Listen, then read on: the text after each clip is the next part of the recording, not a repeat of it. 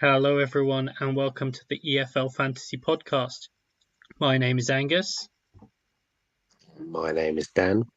and it's just the two of us this evening, and we're here to review the Game Week 4 action. As you will see if you're watching on YouTube, because of Jamie's absence, the video is a little bit more basic, but we want to make sure that you still have the YouTube video there to watch if that's your preferred method. But before we get into too much more, Dan, how are you? Yeah, not too bad. Another interesting week in Gaffr. Um, Leeds finally turned up, so just to fool us all before the transfer window closes. So yeah, I'm sure we'll get into that later on. But yeah, good week in Gaffr and exciting to talk about it. Yeah, definitely. So just a bit of housekeeping before we get into things. As Jamie would normally sort of say, please like, subscribe, give us 5 stars. Um, you know, if you really don't like us, then give us 4 stars. But we want those 5 stars. So we're sort of going to still roughly do our normal format. We won't necessarily do key players in the same way, although we will focus on some players. Um, but we will sort of go through the key games and then sort of the other games, and then get on to your questions. But first things first, we will go through how we did uh, this game week. Um, as I'm logged into the wrong one, I'll start with the pod team. Um, we got 72 -4, which was a green arrow. We had Rushworth in goal for 3. We had the Manning and Walker Peters double up. Manning got 13, Walker Peters just 4. Rankin Costello 5, Davis 3, Mavadidi 1, Dewsbury Hall 4. We had Sarah vice captain for 4, Sargent for 8, um, Armstrong for captain for 20, and Broadhead for 7. We also have Frockiers 10 on the bench and Van Evijk 6 on the bench. We finished third in Thursday Night Wars this week. Guys on Gaffr, who played a boost this week, finished first, and Manon finished second. So at least we weren't last again after our opening 2 wins. Not necessarily the best sort of couple of weeks, but we can't win them all. We'll sort of rebound now as we go forward. But yeah, decent week for the team, and having players like Sarah in, who we'd managed not to have in for however long for the first 3 weeks, definitely makes the team feel better now. Dan, how did you get on this week? So I scored 71. I managed to roll my transfer. Um, I captained Armstrong for 20, vice captain Sarah for 4, Diang 0, Brian 8, Rankin Costello 5, Stacey 6, Manning 13. Loser managed to come on and get 0 as well. Dewsbury Hall 4, Mavadidi 1, and Joel Piroe 10. I think it's a slight red arrow down to 275. So I think that's about 15 place red arrow, which, considering I haven't played any boosts, isn't terrible, I don't think. Yeah, I'm not sure whether the boost, sorry, the ranks have updated this evening. We're recording Sunday evening, but I don't All think right. there'll be too much movement based on the Blackburn Watford game. I think the auto subs have updated as we're looking at it, but the ranks haven't yet, so it's probably marginal. And certainly by the time you guys listen to it, the ranks will be updated. But yeah, I had a very nice score this week of 69 points. I had Dieng in goal for 0, which, given that my sub keeper was Hladkey for 1, it doesn't really make much of a difference. Um, Brian 8, Rankin Costello 5. I had Key come off the bench with 3 points for Dan James. 13 from Manning, 3 from Davis, 3 from Sarah. Dewsbury Hall vice captain for 6, Mavadidi 1, Armstrong captain for 20, and Broadhead for 7. It was a small red as of Saturday. I'd imagine it's still a small red, particularly because I was expecting it, particularly with some of the boosts around this week as well. So 598 as of Saturday night. I'm not too concerned about it at this point. As you say, I haven't played any boosts yet either. So not too much concern at the moment. And I rolled the transfer, so I can potentially change things up a little bit this week as well, with the transfer window being closed by the time the next game week starts as well, which always helps. As some people discovered this week, but we will get into that as we get into the games. So the first, without too much more, we'll get into the games. So the first game we're going to cover is Ipswich 3, Leeds 4. So Dan, talk to us a little bit about the key sort of lineup news here. Yeah, so for Ipswich, Clark and Jackson were in for Danasian and Hurst, and Williams started on the bench. And for Leeds, Nonto, Sinistera, and Piroe were in for James, Shackleton, and Gelhart. So that front four was actually quite impressive considering their last game. Yeah, and when you think Dan James was the best player in the previous game and had to drop out, Yeah. it says a lot. Um, but yeah, in terms of sort of the key events of the game, there were obviously a lot of goals in this. Just sort of run through them as a starting point. So the scoring opened with a Joe Roden own goal. You then had a Rotter goal with an Ailing assist, a Nonto goal with a Byram assist, Joel Piroe. I'm going to call it with a Hladky assist. Byram then obviously went off injured early. Deep in added time, Broadhead got a goal with a Caden Jackson assist. Drame actually then came off again at half time for Shackleton. Uh, and then you had a bit of a gap, and then Sinistera scored with a Shackleton assist. And then very, very late, Connor Chaplin got a consolation goal. I know there were a few Chaplin owners out there, so I'm sure they'll be happy with that. But yeah, so obviously quite a lot to cover. 7 goals to, significantly owned or significantly owned teams or teams with a lot of interest from people. So, Dan, what are your sort of initial thoughts on this game? Well, I think we have to start with Leeds, really, don't we? Um, that front four is it's the best in the league if they can keep all that together. Just bringing in Piero made a massive difference. They had a focal point. Um, Rutter took his goal well. Sinistera looked and Nonto looked lively. So yeah, we just got to get through that. I think it's Friday night, which is the deadline day. It's I actually the believe first so, this yeah. year, I think.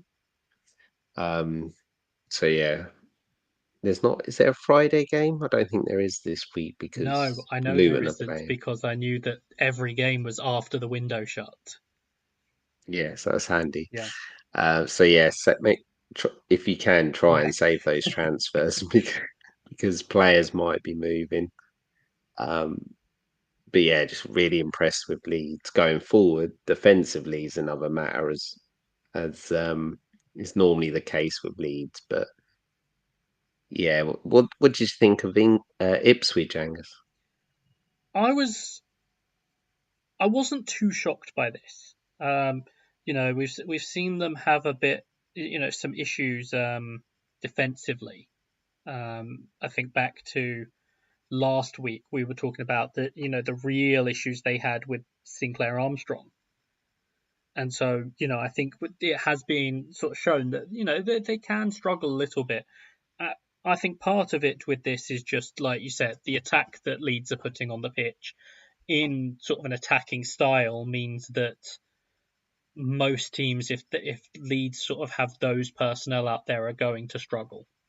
I think Ipswich gave a really good account of themselves. Obviously, the late goal makes it look even closer, but I think getting 3 goals there. playing their part in it. Obviously, they had some issues, but um, I do think they can take positives from that, which is the big thing, and it's often not the case necessarily when you concede 4 goals, in terms of taking positives.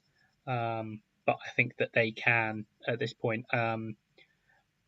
Obviously, we're not really doing the sort of the key players in this, but I do want to mention Leif Davis. We've talked about him before.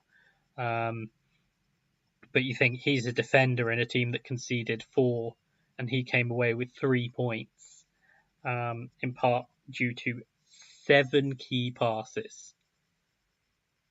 That sort of thing is like That's when it crazy. is where it jumps out like, oh yeah, um,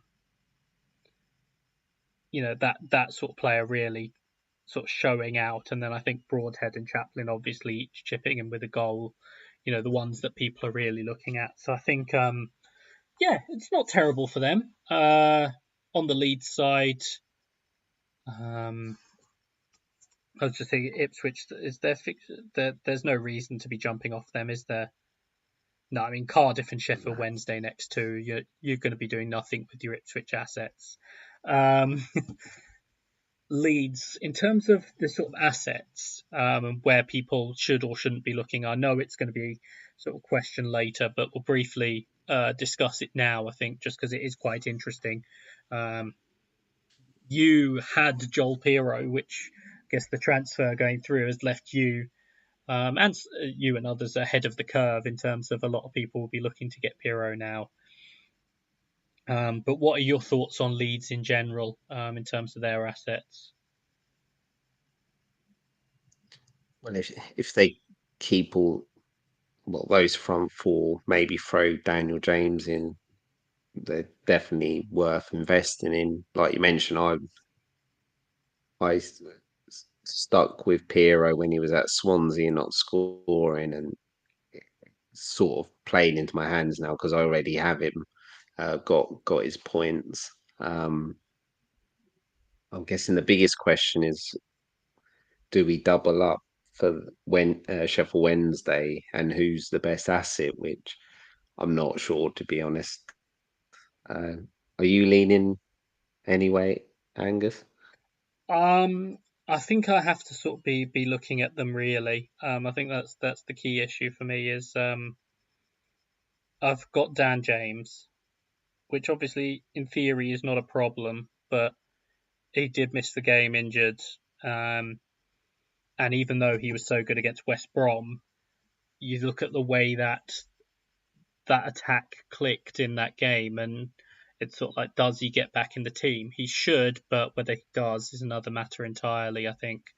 So that'd be a little bit of an assessment for me, on that. But I think particularly in terms of Piroe, he's one I'm going to be looking at, getting in now, and it is the sort of thing where I'm quite glad that I've got 2 free transfers because it's going to need a little manoeuvring to get me there, which is fine, but it's just sort of, it gives me that extra flexibility. But I think he's the main one. But I have very keen eye on those sort of Leeds attackers in particular. I do think we obviously have to talk, given that you got another assist in this game, about Luke Ayling as well as an option. Um, he's the other one there, particularly when people are looking around for defenders in some cases. Those who somehow, I didn't realise there were people out there who still had Timothy Castagna, but people do. Um, People who might want to come off Manning, and a couple of other players. I think there's an option there in Ailing, but yeah, I think the attackers are the really sort of, I guess, enticing ones at the moment. Um, but yeah, I mean, we'll probably have a bit of more focus on them, like I say, with the questions later. So I think that sort of rounds that off. So we'll move on to our next game. Um, Speaking of teams that can take positives despite conceding 4, I think. Um, but we've got West Brom 4, Middlesbrough 2. Dad talked about the key lineup information in this game. Yeah. So West Brom were on. changed. So that meant Matt Phillips stayed at left wing back over Townsend. And Borough, Tommy Smith was back in at right back. Didn't last long with McGree. Um, Van der Berg and Force were dropped from the 11. Yeah, so another one that I think is obviously there was a lot of goals, but there's some interesting talking points here. So we'll start with the goals. So obviously, Piroe gave West Brom the lead, a really nice finish, particularly considering he's the centre back. I was quite impressed with that. John Swift with a very nice goal as well to make it 2-0. Latilaf got off the mark with a good header from a Silvera cross. Just after half time, Thomas Asante scored after a big error from Engel, the new left back. Then Tommy Smith got a really stupid second yellow card, totally needless, but definitely a second yellow. It's just totally needless for him to do.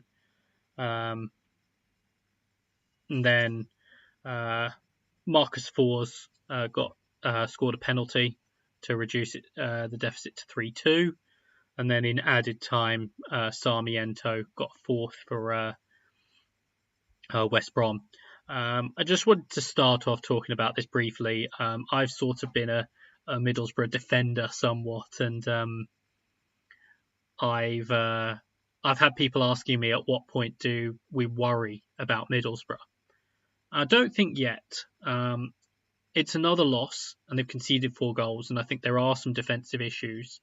And I think if you're looking at Middlesbrough defensively, yeah, don't be doing that. The attack, still fine, still creating chances.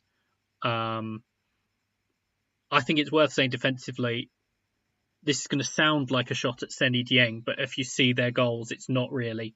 West Brom scored the 4 shots on target they had in the game, which will also make Seny Dieng look worse in terms of as a Gaffr option. But there's the 1 goal from the error, which I think he maybe could have done slightly better. The other 3 finishes, there's not really anything he can do with them. Borough, again, it's not really doing enough with the chances they created. They created double the chances West Brom did. But only, so it was 15 shots to 7, but only 5 on target for Borough to 4 for West Brom. I think that's something that's still a work in progress for them. So there are potential options there, but I think the fact that they're still creating chances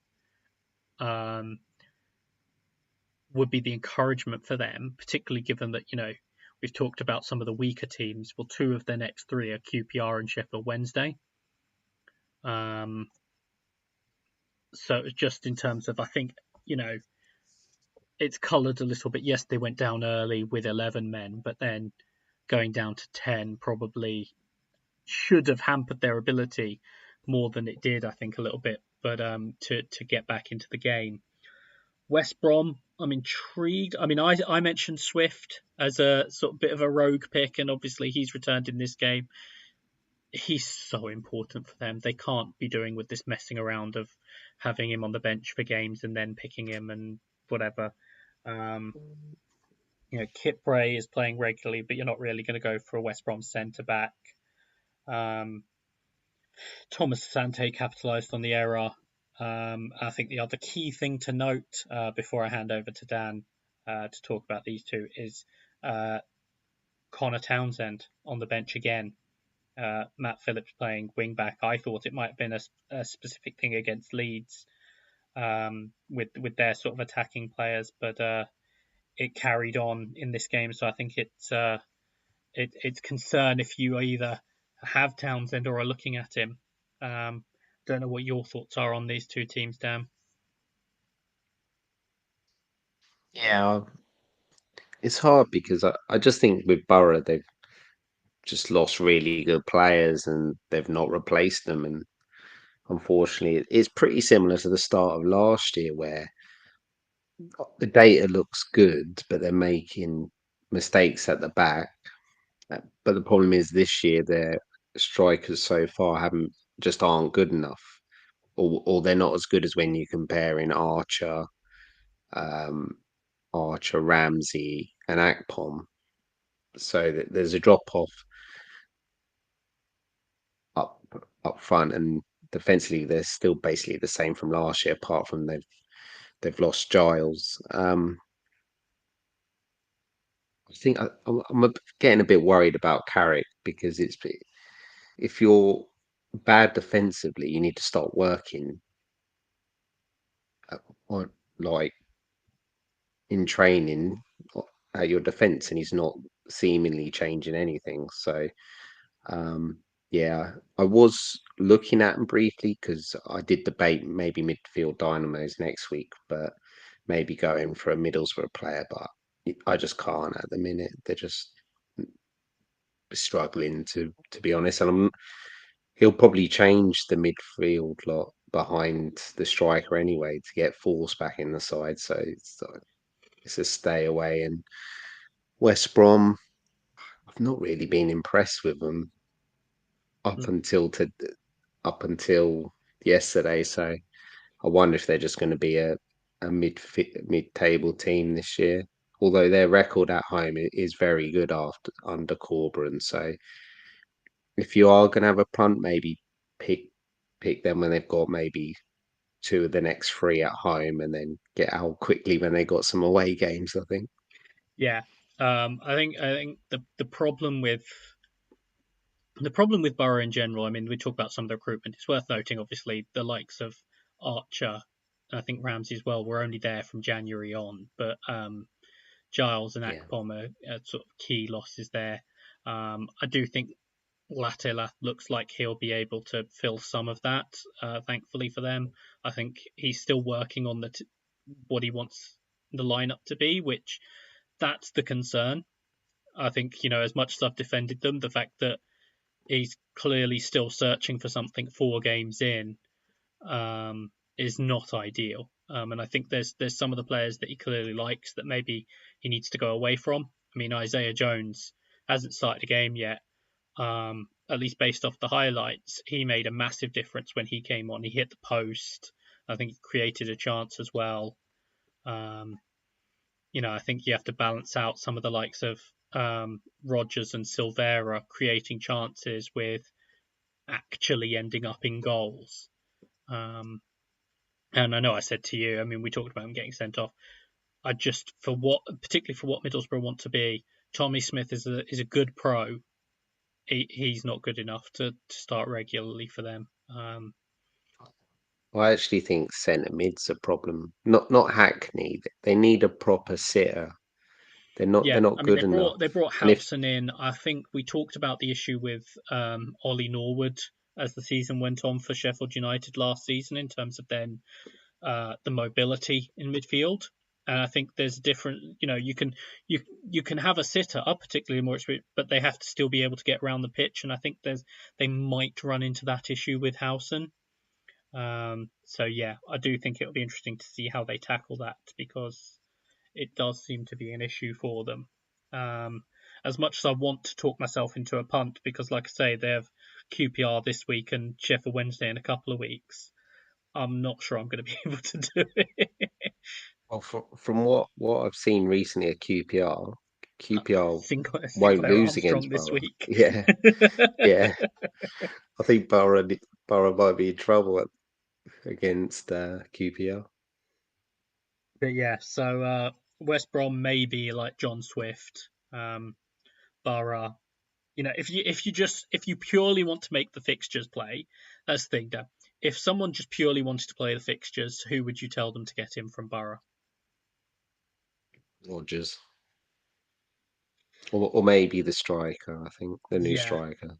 I think Although not many spots up front really. yeah, I think that's why I think people will be looking at Rogers and Silvera. I'd probably go Rogers, but particularly if the budget matters to you, then Silvera obviously is sort of another option who has played regularly, so you'd think he'd be involved. But yeah, so we'll move on from them. The next team we've got is Huddersfield 0, Norwich 4. So Dan, talk to us about the lineup news from this one. Yeah, this is quite simple. They're both unchanged. Yeah, Apart that there is a bit of news probably. Well, for Norwich, they signed Adam Forshaw on a year deal. He was on the bench. Huddersfield have signed Ben Wiles from Rotherham, but he wasn't in the squad. So yeah, that's a nice, easy team news. Angus, over to you.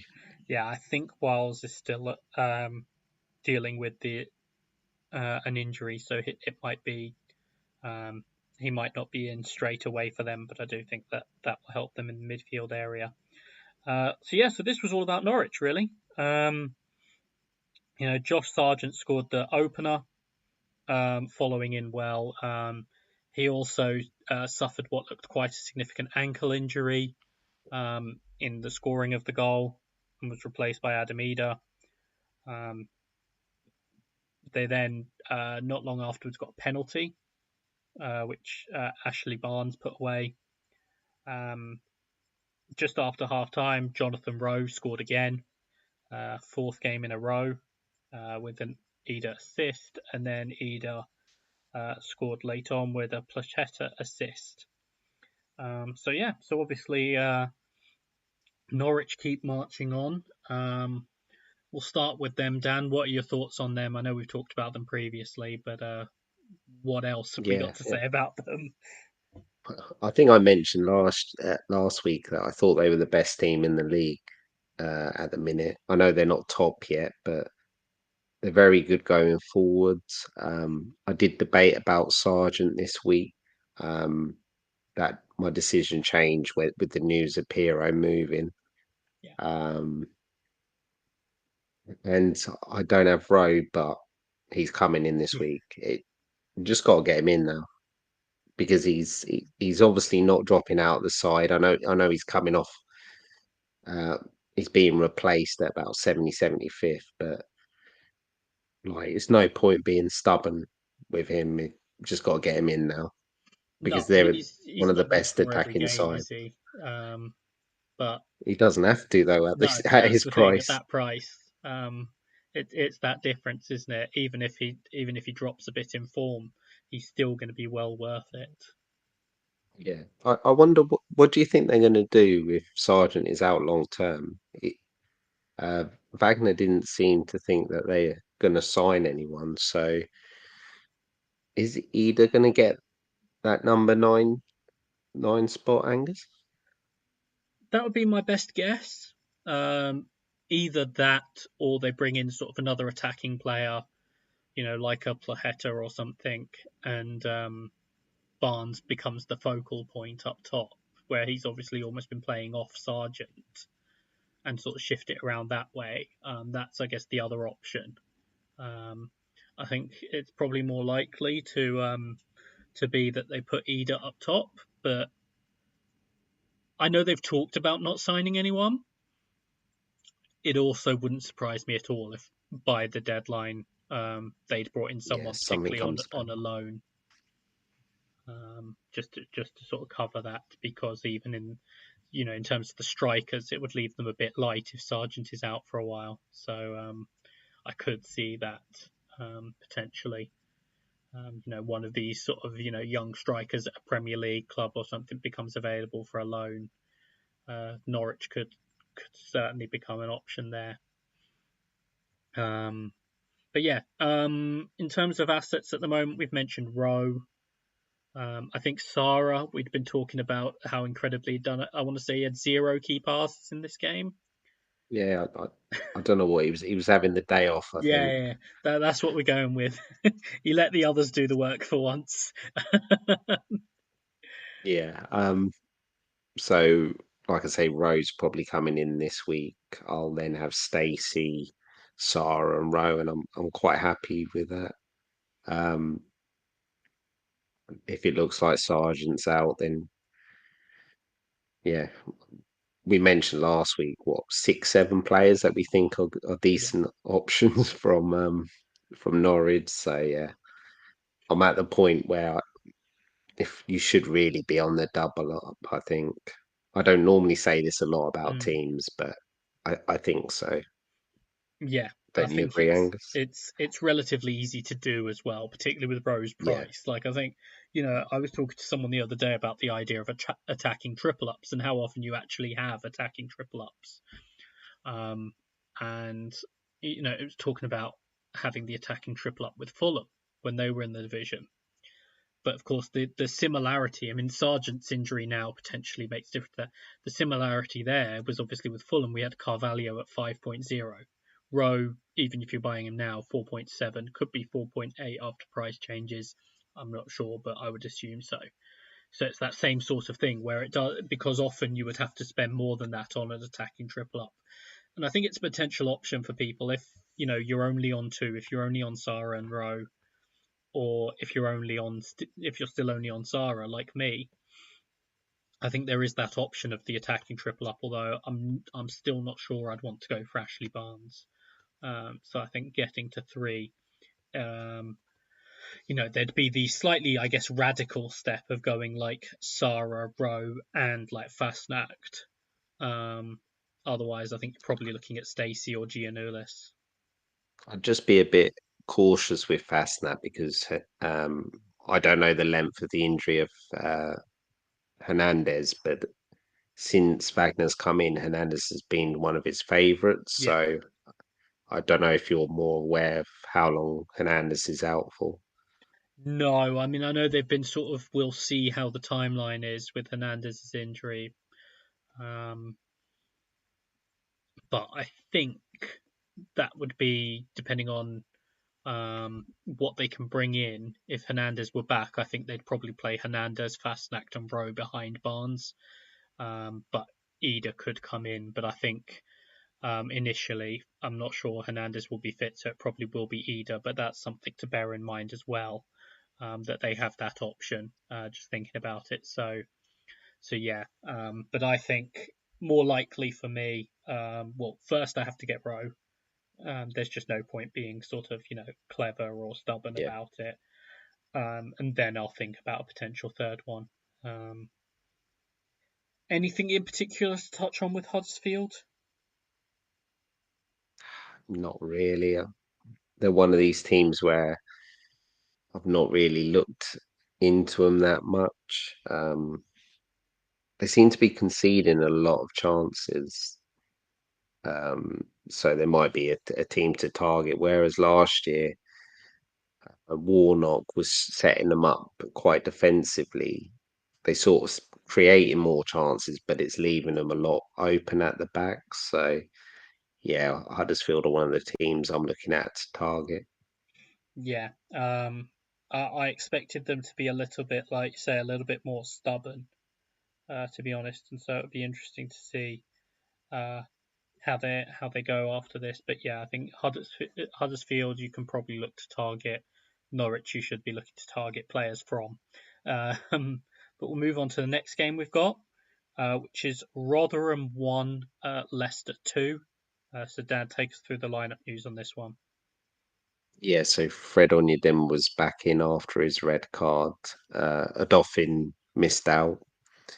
And for Leicester, McAteer was in for Marcel, with Cassidy was still on the bench, which I thought he would have got in the team, but he didn't. That's it. Yeah, and obviously McAteer opened the scoring for them with an assist from Iheanacho. Onyedinma managed to equalise just after half time. And then late on, it was McAteer again. So obviously, I think it was Marcel with his first goal for the first team last week. McAteer with two of them this week.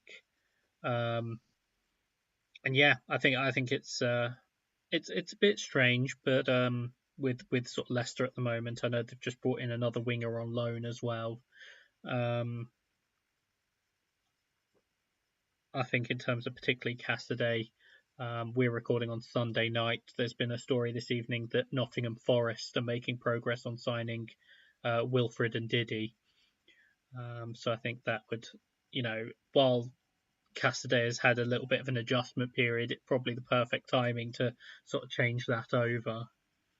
Um, But I don't know if you have any other particular thoughts on well, either of these teams, Dan. Yeah, for me, I'm a bit worried about Mavididi. Yeah, Um, I brought him in, I think it was game week 2. He scored that goal where I think, um, I think it was Nichols should have done yeah, better.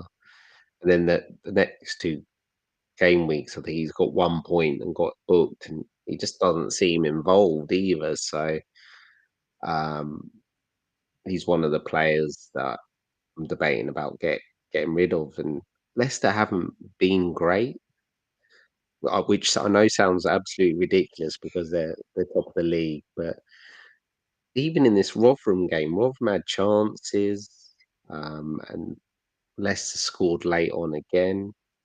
And I think what's going to happen is that once the window closes with a few more signings, and then you're going to start seeing Leicester really dominate teams. But yeah, well, it's just not doing anything. I think I'm going to go go to a Leeds player. I think. yeah. So I've got a couple of stats for people who like their sort of their numbers from the first 4 games for Mavididi. He has an XG across those 4 games of 0.58. He has an XA across those 4 games of 0.36, and he has 5 key passes across those 4 games. Now, Yeah, it's not great, is you it? don't have to. You don't even have to be into those numbers to know that's not great. So when you're wondering why, like, yes, obviously players often lose their bonus when they get booked. Why it's so consistent with him that he's just getting a 1 pointer when he gets booked, that's why. Now, obviously, this can change as he's getting used to a new team and whatever, but it's a concern for me, seeing some of those numbers. So he's potentially on the chopping block for me. Obviously, it depends what other issues crop up, but Yeah. he is very much on that list of players that when you're looking at potential issues you have and players you might want to get. I think that there is something there with him. Um, I don't really have a great deal else on Leicester. I mean, Iheanacho had a decent assist. He also came off after 59 minutes. Him and Vardy appears like it's still going to share minutes. I think it was Yeah. 74 minutes in the last game, which is a bit annoying because I'd like to go to Iheanacho, but that sort of thing would annoy me a little bit. Um, if he's still there at the end of the window, I'll reevaluate whether I'm willing to tolerate that for what he could do. But we'll see. Um, I'm not For about to me go for though, someone like McAteer. yeah. For me though, with in the Astros situation, I was probably debating what you were, and now, well, Armstrong. Yeah, I'm not getting rid of Armstrong, and now and Piroe. Piro's Yeah, decided to move to Leeds. So it's going to be hard to get 3 strikers around 10 million. I think. yeah, Well, Ignato's even more, isn't he? So yeah, at the minute he's just. I'd rather have Dewsbury Hall and maybe another mid when one steps up. But yeah, anything on Rotherham? Fred um, on mid dimmer, 2 goals, yeah. He got another two goal. headers. He managed to not get himself sent off this time. Uh, I think I think it was important for them as well. The likes of Andre Green coming into the team. He's someone who's obviously shown talent before. And I think players like that have a bit of quality are going to be important for a team like Rotherham with where they're likely to be. Um, and then the uh, the other thing I guess is um, they're just missing a few players at the moment. So in the short term, they might be a good option in terms of players against them. Um, longer term, they still might be, but it's slightly different. But at the moment, with them missing a few players, it might be sort of slight even that little bit better to look at players against them. Not that I'm sure people weren't looking at players against Rotherham and everything, but that was just the other note on them. But yeah, and I think we've covered the main issues there. So we'll go on to our next game, which is Southampton 2, QPR 1. So Dan, give us the key lineup details from this one. Yeah, Alcaraz and Amu Amia were in for Che Adams and Teller, and new signings. Flynn Downs and Fraser were on the bench. Obviously, the Adams and Teller missing out were transfer. Well, Teller's gone, and Che Adams is rumoured to be leaving. For QPR, Colback was in for Willock. Again, Willock wasn't in the squad. That's probably transfer related as well. Um, yeah, that's it for the team news. Yes, obviously in this one, you had the opener, Adozi, with a decent finish. I think under the goalkeeper. Assist for Manning, who's obviously been very highly discussed. Colback with an almost immediate response. Decent strike. I think the commentary. I did watch the ITV highlight show again.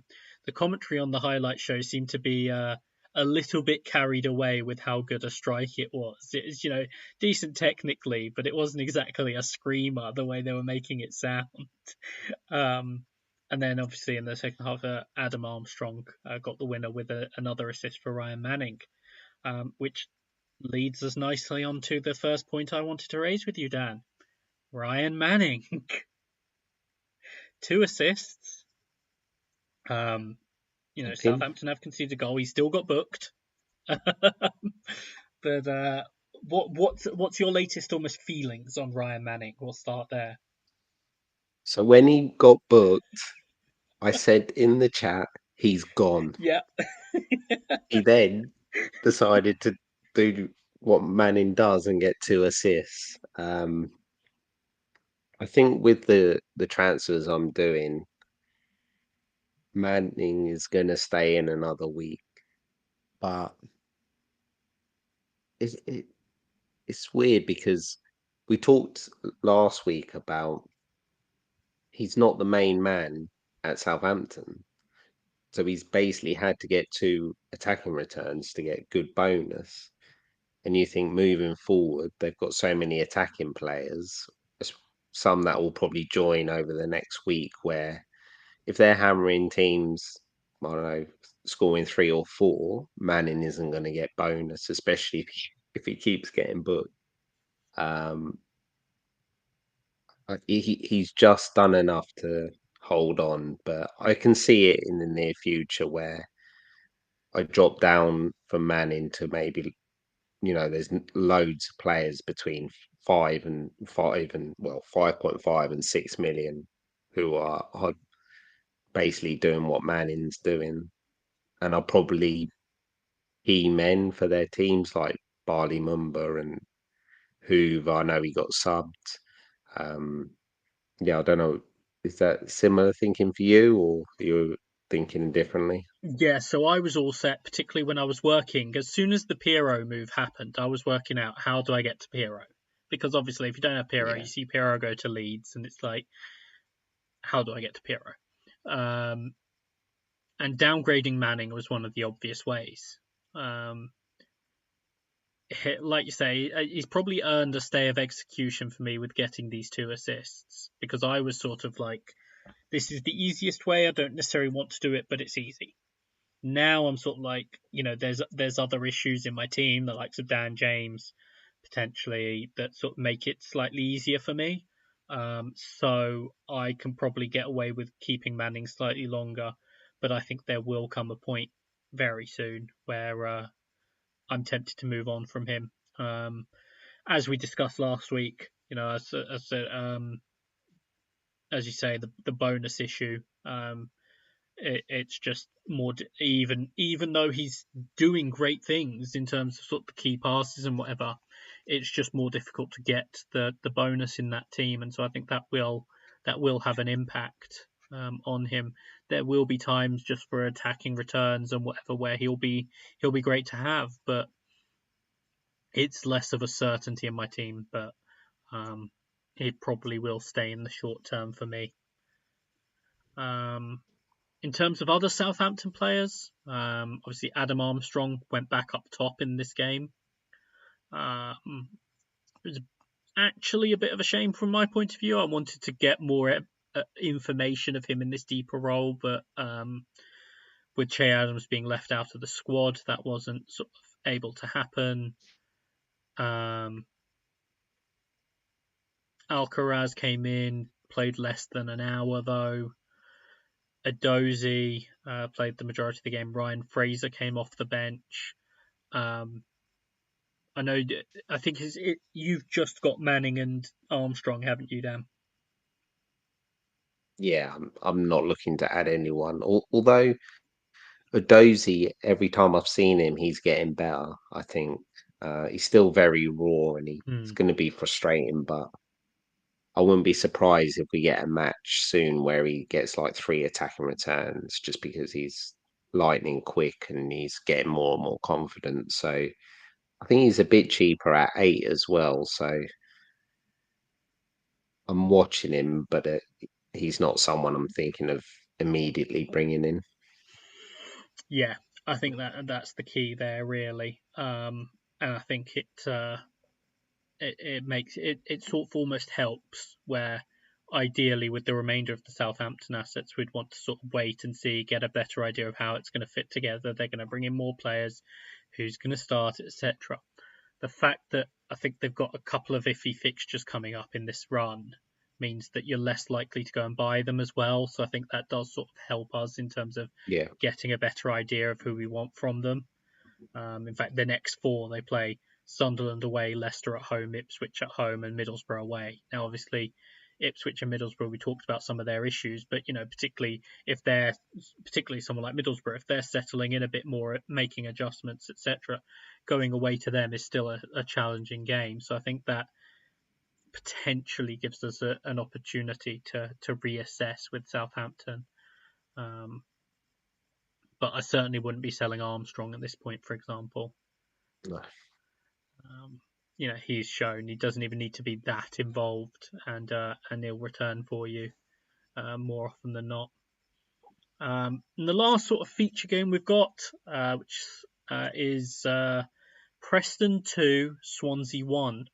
So, Dan, what was the lineup news from this one? Yeah, so Preston were unchanged, and Cullen was in for Piroe, who we've spoken a lot about him, has moved to Leeds. That's the main news. Yeah, so obviously in this game, Swansea did take the lead. Harrison Ashby scored from a Charlie Patino assist. And in the second half, Andrew Hughes got a goal from an Alan Brown ball in. And then Dwayne Holmes got the winner from a Frokjar Jensen assist. So obviously a couple of, I guess, assets that I've seen some ownership from there in terms of particularly Ashby and Frokjar Jensen. But what are your thoughts on these two teams, Dan? Because part of the reason we've included them here is both of them theoretically have decent runs of games coming up. Yeah, so Preston first.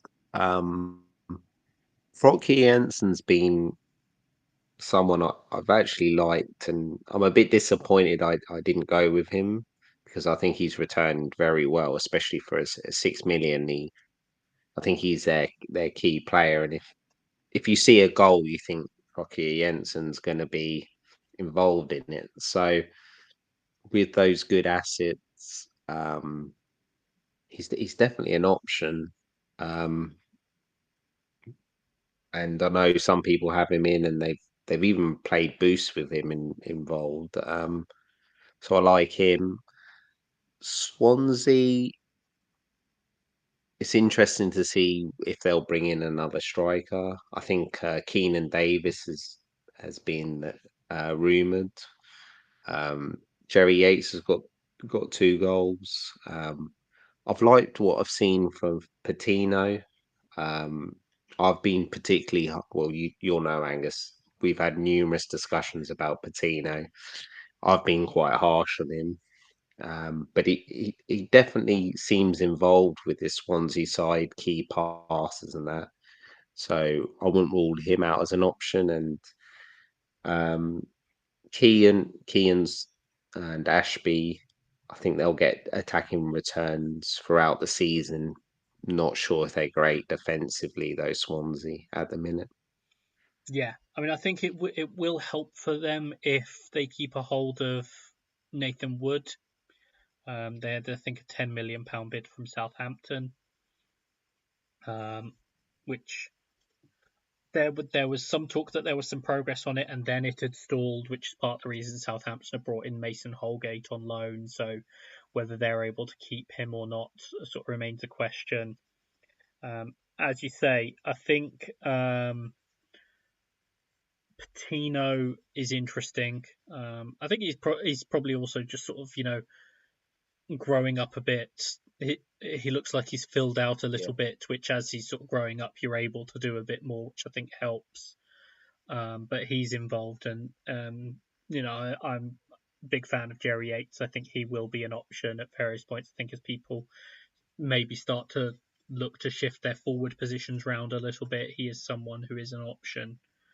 Um, at the moment, because of the returns, I would lean Ashby over Key, but I think they're both potential options at the moment. But yeah, I think they're interesting. Preston, like you say, I think it's mainly for Okio Jensen. I'll be moving on from Will Keane, even though they do have a decent run, mainly because he's the one I'm going to move to Piroe. But you can do worse than Will Keane. You can probably do better than Will Keane, but you can do worse than Will Keane. I think Key and Best I would think be if interesting, but Preston, yeah, I think with sorry, Angus, with Keane, he's just one of those players where if Preston get a double, you go to him, but it's hard to bring him in over a lot of these players, even at his price range. Like I'd want Broadhead, Chaplin, Whitaker. There's lot, there's lots at that price range as well. But yeah, yeah, I think the other one that would be of interest is Key and Best. Unfortunately, yeah, Robbie Brady is close, and what sort of impact that's going to have, no matter how well Best has played, if Brady is there, it sort of lessens the appeal a little bit. So, unfortunately, that's where it sort of limits it a little bit, I think. But a decent run for both of these teams coming up, and I do think they're well worth looking at. So in terms of the remainder of games, as we did last week, we're just going to run through them, and if we have anything briefly to cover on them, we will. Otherwise, we'll just keep it moving along. So the first game in this was the Friday night game, which was Hull 1, Bristol City 1. Dan, anything briefly to cover on this one or that you want to mention? just a couple of things, one from each. Tufan, I think he's got his 4th goal now, and for Bristol City, they should have won this game. Going from the day, well, I think they got over three xg. So um, yeah, Hull conceding a lot of xg, which I'm surprising because Rossignol went the first thing he did when he came in was try to make them solid defensively. So if they start going back to what they were at the start of last year, they'll be targetable again, I think. Yeah, from what I saw, a couple of chances for Naki Wells, who did get a goal, so he was the only one I was going to mention from here. I don't really have much to cover at this point on Hull. Next thing we have is Birmingham 2, Plymouth 1. Anything in particular you want to mention here, Dan? Not really. I think Birmingham have obviously started off quite well, done quite well defensively. Bit annoyed because I really wanted Laird, and he just gets injured, doesn't he? Um, Plymouth are going to be fine. We mentioned, I think, last week when they're at home, they're going to do really well at home. So they're good prices where you can bench a Mumba or Whittaker. So yeah, no problems with either side. The one player I'm going to mention, Jay Stansfield, straight into the action with Yeah, a goal off the bench. Obviously, very nice moment for him, being sort of involved down at Exeter and getting the winner against their big rivals, Plymouth. So yeah. obviously that was a nice bonus for him, but took the goal very well with the touch Mm. to get it around the defender almost, and then the finish. So so that'll be one to watch, I think, with him because I know he's 5-5, isn't he? very highly thought of at Fulham, and he's 5'5", I believe. So Yeah, he could be one of these when we're talking about the cheap strikers. He could be another one to keep an eye on. yeah. Next game we've got is Cardiff 2, Sheffield Wednesday 1. Anything in particular to cover here, Dan? Well, Ugbo got his goal, didn't he? Yeah, Um, and just Bannon scoring what Bannon does, really, doesn't he? Every now and then. But yeah, I think I think Cardiff.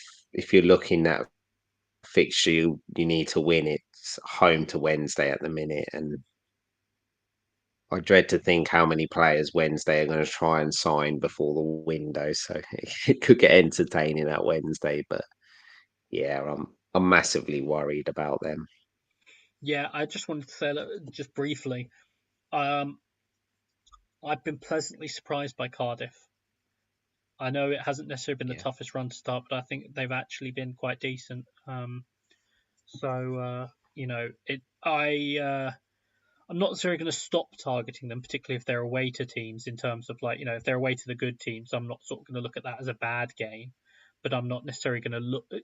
That's probably a better way of phrasing it. I'm not going to necessarily look to target them in the same way. I'm going to be looking at other teams rather than them at the moment, I think. Next thing we've got is Coventry nil, Sunderland nil. Anything really here, Dan? yeah, just not too much. It's more a lineup thing. I was surprised Sims got in over right so far from what I've seen this season. Sunderland, Roberts was out injured, didn't seem to click up front, so they need to get a striker in. It's Yeah, blatantly obvious. Whether that happens, I'm not sure, but yeah, I think Coventry will be pleasantly happy with the first four games, the games they've had. I think they got 5 points, played quite well, settled in. Players are settling in. yeah, I'd expect them, as I've mentioned, to climb towards the playoffs. yeah. Not much else from me. Although I will just sort of mention one player that I do still have eyes on again is Casey Palmer. We know that it comes with the injury warning, but he he's one who started the season very brightly for me. Uh, Millwall 1, Stoke nil. Anything from this one, Dan? Just a lineup thing. Um, Three at the back, and they played Fleming, Nesbitt, and Bradshaw. How can I forget Bradshaw's Yeah, name? I didn't own him last year. That's probably why. They won 1-0 from what I heard. Probably should have been a draw, but I think they'll be quite happy considering a lot of fans weren't too happy with Rowett. New right wing back in as well, Norton Cuffy. yeah. A couple of things for me. One, Kiana Hoover playing 0 pointer, and by all accounts from Jamie, he deserved 0 pointer. So, and just uh, in terms of Kevin Nisbet getting off the mark, it, hopefully that will sort of be the kickstart for him. I think it's all well and good scoring in pre-season, but I think it really does matter getting the first league goal at a club when you move. So, be interesting to see the impact it has on him now that he's got that goal and it is off the mark. And the last game we've got, and I have to admit, I have just forgotten the score of it. Watford 0, Blackburn 1. Dan, anything from this one? I didn't forget the score, funnily enough. Um, I think Watford were the better sides. I think it's been, apart from the QPR game, similar thing so far this season, struggling to put the ball in the back of the net. Um, we'll say pretty decent goal from Hedges, Yeah. uh, nice little flick over, and then scored near post. Although got to blame the goalie there, to be honest. But yeah, I was happy with that. I brightened up my Sunday. Yeah. In general, I was actually pleasantly surprised by Watford. I was pleasantly surprised by the game. I actually found it much more entertaining than I thought I was going to. Particularly for Watford, aside from just putting the ball in the goal, the fact that they were still able to make chances with Loser being on the naughty step, and only coming on at half time.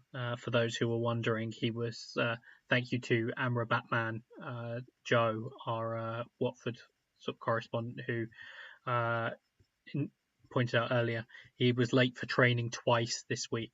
That's why he didn't start. I just wanted to mention Mateus Martins. Man loves a shot.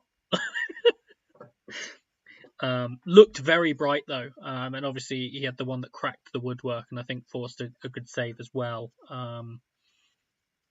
But he certainly looks bright, and I think Asprilla did well. But I would assume that he's the most likely one to drop out for Loser to come back into the team. So wouldn't necessarily be advising on going there. But that's all the games. So we will get into your questions and try and sort of zip through them as quickly as possible, particularly because we've covered some of them already. We've just ticked over the hour, so we will we'll try and sort of cover your questions as quickly as possible. No particular order. So our friend Luke Irons has asked, who is currently the most overrated asset in the game? Didi, I think that's you probably, mentioned it. yeah. Um, Everyone thought I was going to say an Ipswich player. yeah, I think people were waiting for the Ipswich player to come in.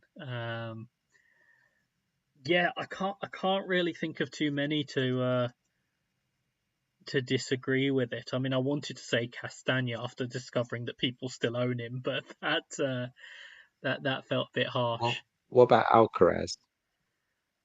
That's just been weird in terms of him not playing, and I think he's low enough owned and low enough hyped that I think someone like Mavididi that everyone has sort of been excitedly moving towards, only for him to do basically nothing, means that he probably has to take the title with this. I'm not even sure who else. I mean, it was suggested Ryan Manning. Well, I think there's been so much negative comments about Ryan Manning that I'm not sure he can be overrated at this point. Um, FPL Frog.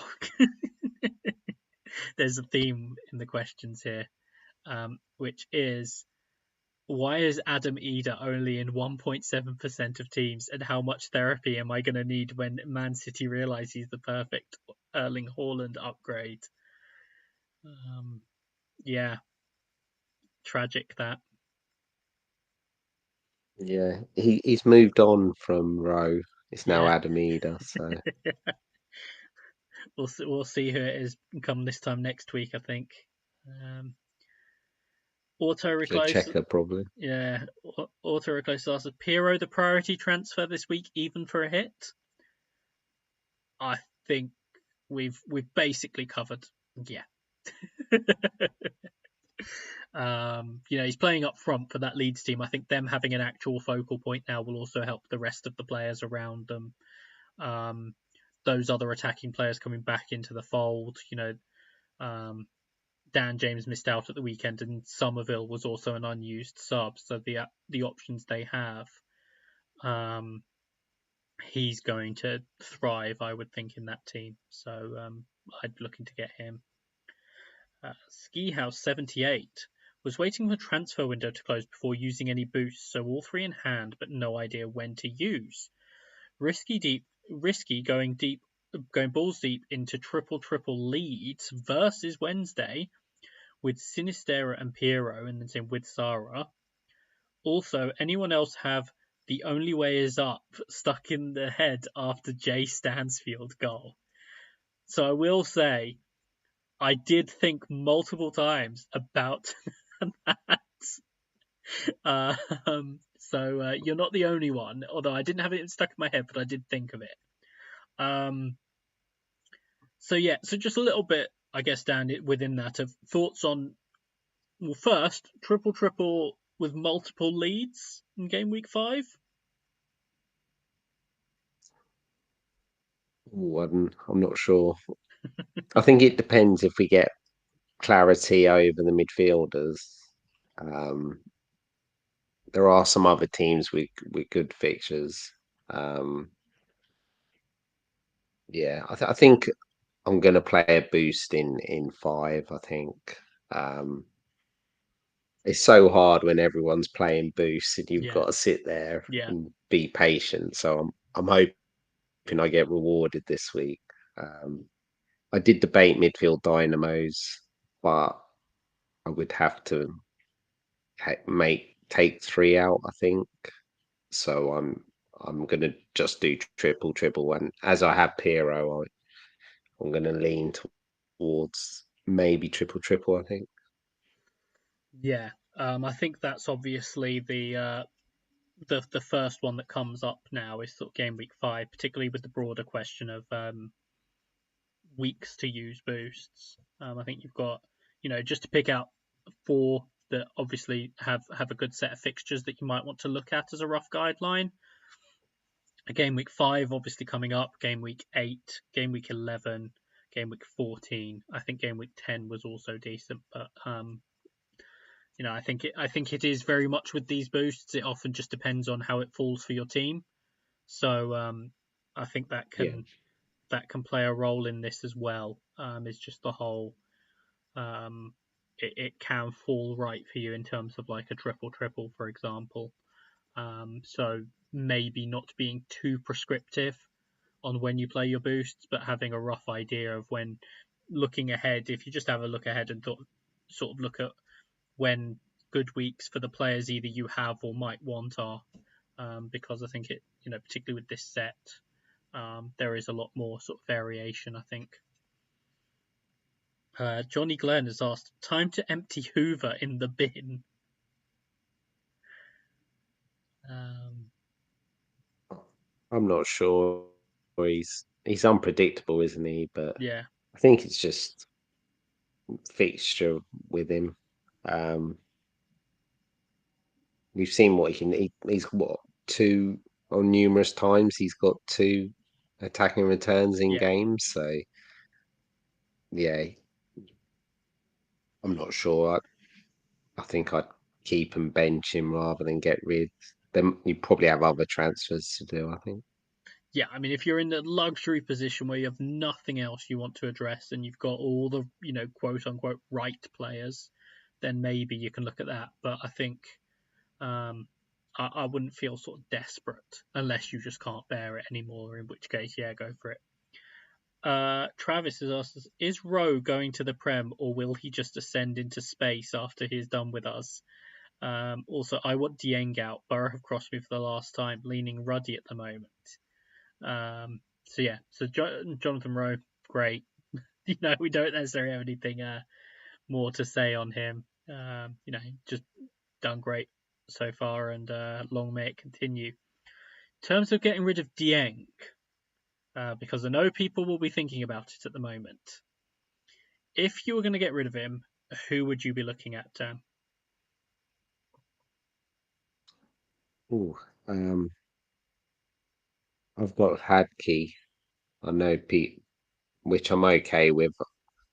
Um, I don't hate Hazard either from Plymouth. They're both playing. I think they got price rises. Um, Yeah, I mean, I'll give you one because yeah, particularly as we talked about the Ruddy's all right. price, the fixtures, Rushworth at Swansea, particularly if you don't want to commit more money to a goalkeeper, is 4.5.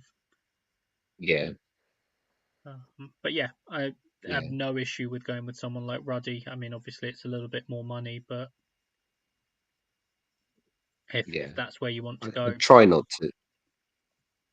I try not to do a goalkeeper yeah, if you had to. Obviously, unless you don't have a playing goalie. And yeah. I mean, if you're one of the many people yeah, who has Hladky or Hazard as the backup, maybe the idea for the moment is just to bench Dieng. Um, Non-stop FPL has asked, now Naughty Nonto and Sinistera are back from exile. Do we get to them in, or is this just recency bias? So yeah, we've talked about Piroe in particular, but what about Nonto and Sinistera as ideas? yeah. Um, you have to think that if they're there after the window, that Barker's going to play them. It's just with those three places behind Piero, do we get have an inkling on who's going to start? My guess is if they're all there, they'll probably just start with the same three um, for the next game. But then, as we mentioned earlier, Dan James was so good against West Brom. It seems a bit harsh, but they're probably in a luxury of they don't have to rush Dan James back if he's a bit of a risk, and still got players like Pervader and some others that are floating around. But Somerville was on the bench as well, I think. So Yeah, that was yeah, slightly ahead of schedule, so I'm not surprised that he was an unused sub, but he's obviously another one there. But yeah, I think they're certainly worth considering, particularly with obviously having a really good fixture this weekend. I think if you really want to go in, then they're certainly worth considering. I mean, I know I'll be considering them in terms of my moves. So yeah, I can't sort of tell anyone not to. FPL Wob has said, really frustrated that I brought in Teller for Alcaraz this week, only for him to get randomly sold to Leverkusen. Um, do I get Alcaraz back in, who is the priority midfielder now? Um, I'm I'd not sure I'd avoid be Southampton at the minute. I rushing think. for Alcaraz. I'm not, and they've got Sarah, Teller, Dewsbury Hall, Clark, and Jordan James. So I guess Rowe. Yeah, If you want to keep, Rowe or Lee. yeah, I mean, if you want to keep the money in the midfield, then someone like a Leeds player. Obviously, we've talked about that. Could be the way to go. Um, FF Deacon has asked, who is the most underrated asset in the game? Underrated. Oh, I don't know. Let me just see who's scoring Yeah, some points. I mentioned him last week, and I'm actually going to put him up there. Uh, in the like, we know he's good, but no one's really talked about him at all. Is John Swift? No one's talking about him at all, Yeah, and um, he's had a good start to the season, and so yeah, I'm going to go with John Swift. I think I'm gonna go. I'm surprised with how well defensively Coventry had done. So maybe one of their wing backs, De Silva or Van Van Eyck. If I think as their fixtures get better, I think they could do well. And we saw how well they were last year defensively. If they Yeah, start getting attacking returns, then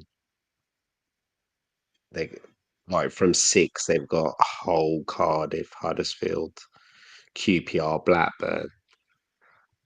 So yeah, they're on the watch list at the minute. Yeah. Mark Dorney said, when do you think you will be playing your final boosts and why? Well, we haven't played any, so soon, in part because we uh, have to start playing them before too long.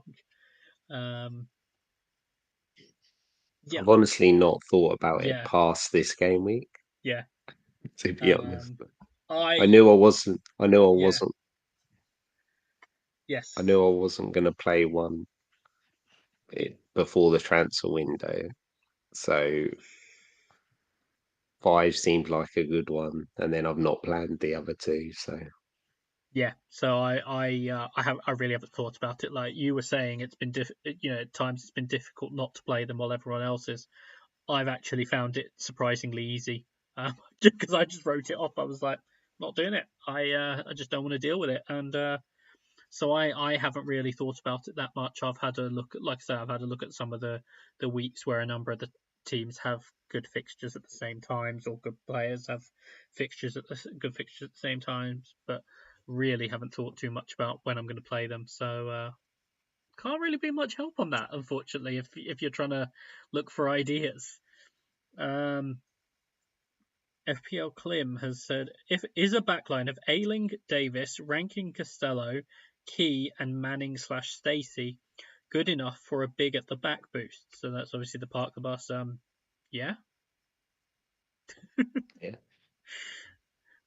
Gaffer Hoops has asked, which teams do you think have the best run of fixtures in the next 4 game weeks? Keep up the good work, gents. We like anyone who finishes a question with telling us we're doing well. Um, yeah, I mean, I think I've mentioned a couple of them. Preston, Swansea. I think both have nice runs coming up. Um, I think Leeds still have a nice run. yeah, I don't think that. Wednesday, Millwall, Hull, and Watford. Yeah, it's not bad there. Um, I mean, Borough, if you ignore the fact that they've got Southampton as the fourth of them, is theoretically a nice run. Possibly West Brom as well. Yeah, Uh, FPL Calypso has asked, best Leeds forward, Rotter or Piroe? I think we're going to have to, I sense the title of this podcast is going to be around Joel Piroe, so it's yeah. it's probably got to be him. Stoke Gaffr Kyle has asked us leading question, but is Saints Manning at 7.0 any better than Swansea Manning at 5.5? He's worse.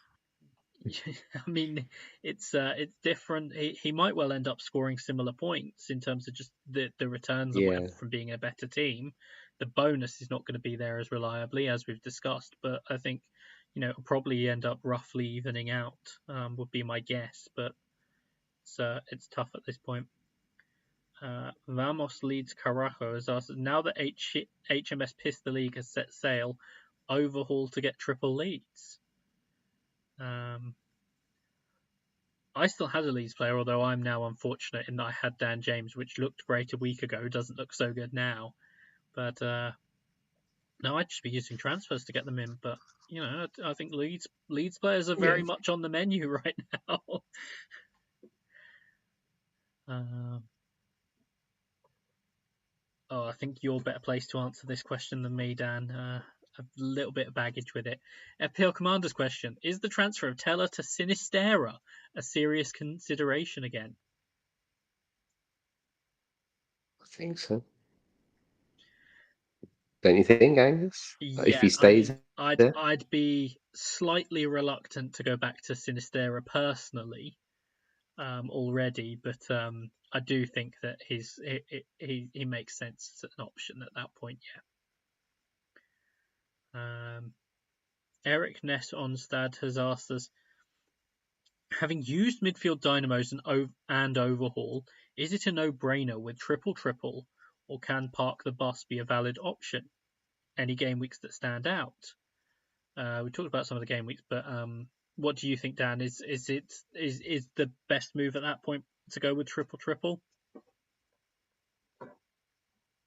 think so.